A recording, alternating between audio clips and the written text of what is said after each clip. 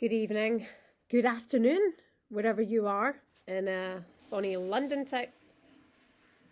That's the toilet flushed in the background. What a nice way to start. How are you today? I hope you're well. England won, Denmark nil. Have to say, when we started watching this game, I thought it was going to be a very different outcome. Not that that matters when it comes to the Lionesses and now where they are in the tournament, but it started strong and then it kind of fizzed ever so slightly, in my opinion, from there. If you haven't already, please like and subscribe. Still out in bonny Australia. We're in Brisbane now, bonny Brisbane, where it's like 26 degrees. It's going to get hotter tomorrow, and it's just wonderful. I think I love Brisbane. It's such a good place to come to, and this is where Ireland's final game is against Nigeria. I want to talk about the England-Denmark game, but it's been nice. It's been nice. I actually had some good quality time with the Ireland friends and families this evening, which was good. Nice to see everyone and get to put names to faces and meet family members and see family members and go, oh my God, that's Courtney Brosnan's mum. Literally, they could be twins. And see how all the players are getting on and see how they're reacting to where they're at now in the tournament. And it's almost a bit sad because, you know, they've got a game to spare against Nigeria, but they feel... Could you slam doors a little bit louder?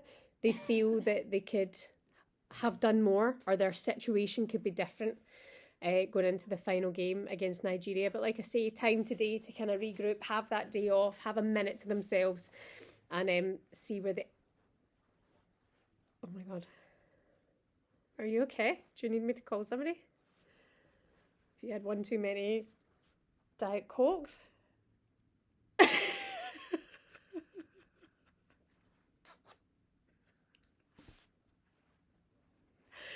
Can I just say, I'm in Rush's room doing work and she's just went for a poo and it's absolutely stinking.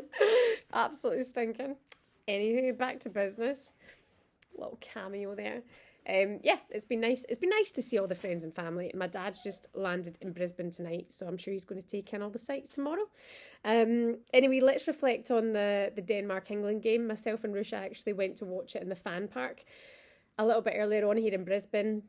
Lots of fans there. Actually, when I went back later on, it was very split. It was like half England, half Denmark fans, and then a lot of China fans had arrived to watch the later game against Haiti. But it kicked off. Two massive changes. Well, Lauren Hemp being out of the starting 11 did take me by surprise. But also, it's one of those changes I think a lot of people have been looking at and saying, okay, you need to get Lauren James in there. And Lauren James...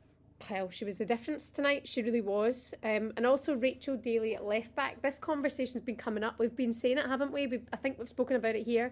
Definitely spoken about it at TalkSport a couple of times. But if you are going to have Rachel Daly in the squad and you have the option of, you know, Alessia Russa up front, you know, use Rachel Daly at that left back role. Don't know how she would feel about that, because she's in this tournament as a forward, but... You just go back to a year ago now when they won the Euros. She was just a huge part of being left back and being in that position. Lucy Bronze, of course, in the right back position. I felt at times tonight in the first half she was very involved, but there was moments of like, oh. Millie Bright I thought was strong.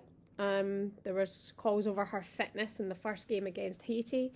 I guess it was her first full game back in quite some time, but I thought she had a good game tonight, as did Alex Greenwood. I thought the attacking setup was much better, I have to say. You look at that front three, you go, okay, there's real positive strengths to be taken there.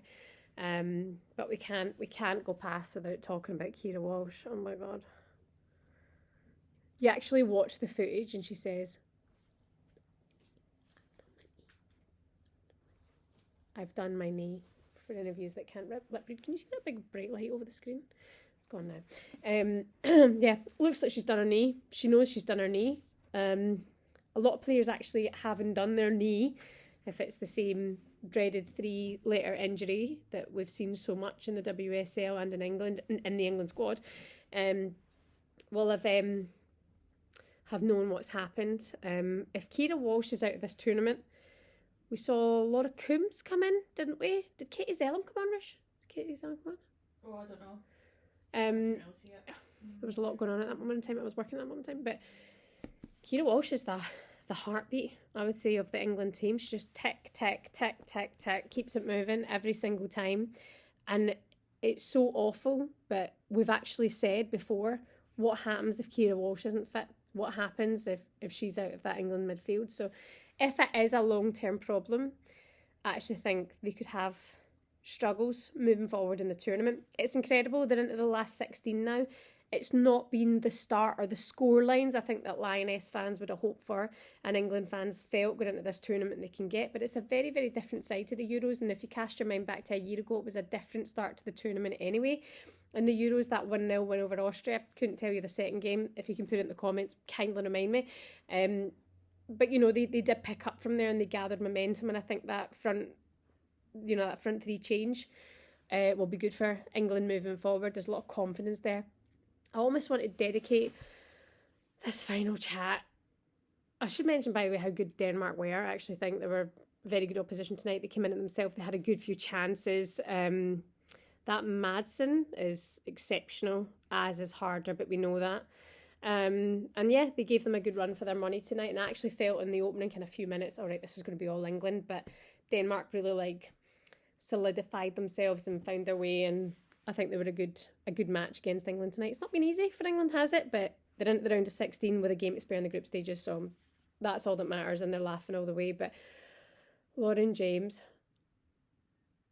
I always joke I can't count to 10, never mind tell you about football, but she's exceptional. She's exceptional. She's so good to watch. I feel like I watch her and I'm just like, breathtaking. The confidence in her as well. I mean, I just watched a post-match press conference. She doesn't give too much away. You know, she's not exactly waxing lyrical or giving you a lot of information. But there's one thing that is clear, and there's just so much confidence and just a very, very, very talented footballer. And I think she has to be in England's starting 11 moving forward. And I think with the team that you've got, I think Alessia Russa has to be at front, because I think England are better with Rachel Daly at left back, even though I love Rachel Daly up front. And how can you win the Golden Boot in the WSL and then move to left back for England? How does that happen?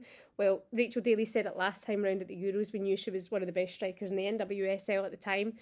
But she always said, if I can be part of the team, that's all that matters. I'll play whatever position Serena Wiegman wants me to play. So she looked comfortable tonight. She looked happy. She looked at home where she was. And I think England will probably stick that way now moving forward in the tournament. Maybe with the odd change here or there. But what we do know about Serena Wiegman is that she likes to keep her starting 11 the way it is.